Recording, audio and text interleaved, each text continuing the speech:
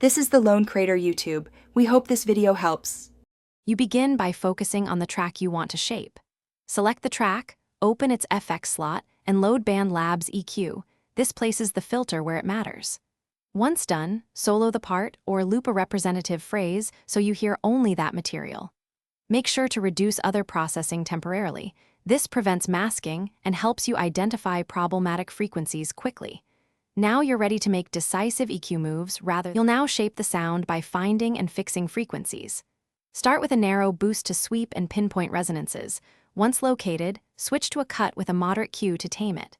Make broad, gentle boosts for tone, but cut other ranges first so you don't add noise. Use a low cut to remove rumble and apply shelves for warmth or air. As you work, toggle bypass to compare and make small changes so the mix breathes. Finish by listening to the EQ track in the full mix and a /B with bypass and a reference track to confirm balance. Make subtle automation for sections that change, like reducing low end during busy choruses.